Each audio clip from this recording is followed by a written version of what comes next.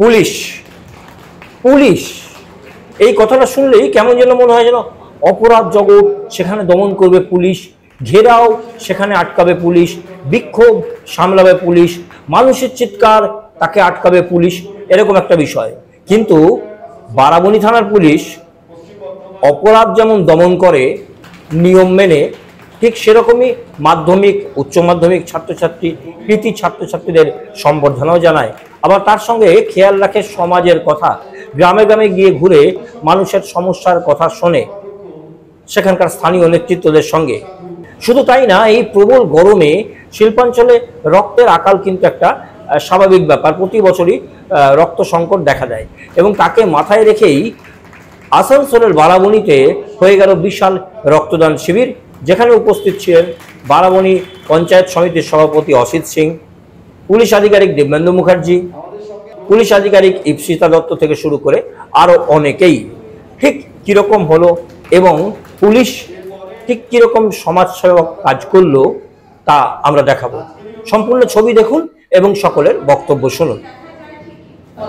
গরমকালে কিন্তু ব্লাড অনেকটাই কমে যায় বিভিন্ন ব্লাড ব্যাংকে, তো আমাদের কিন্তু রক্তের দরকার হয়। তো আমাদের মাননীয় মুখ্যমন্ত্রী এই উদ্যোগ নিয়েছেন এবং আমাদের সিপি স্যারের নির্দেশে আমরা আজকে বিভিন্ন থানা লেভেল থেকেই এটা করছি এক মাস ধরে। তো আজকে বারাবণী থানায় এই ব্লাড ডোনেশন ক্যাম্প আয়োজন করেছে। আমি ধন্যবাদ জানাতে চাই প্রদীপ ধর, ওনাকে আমি অনেকদিন ধরেই চিনি। উনি যেইভাবে এই ব্লাড ডোনেশন এবং রক্ত আন্দোলনের সাথে জড়িত, তার জন্য আমি ওনাকে অনেক শুভেচ্ছা জানাতে চাই যে উনি নিরলস চেষ্টা চালিয়ে যাচ্ছেন এই ব্যাপারটি নিয়ে। তো অনেক হাততালি রবীন্দ্র ধর ওনার জন্য।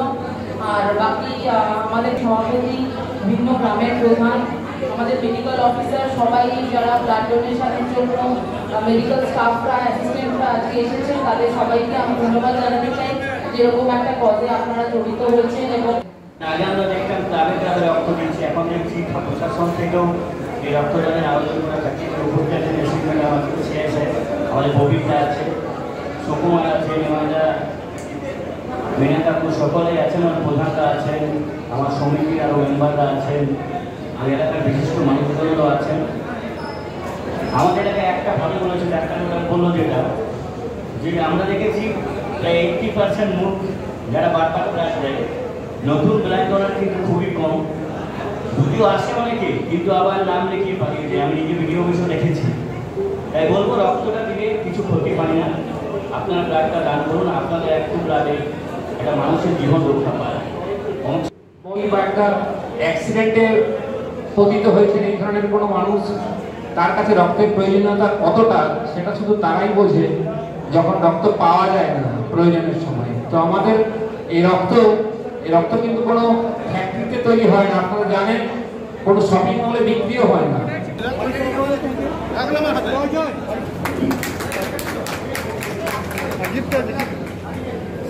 রক্তদাতাদের জন্য একটু জোরে হাততালি দিতে হবে।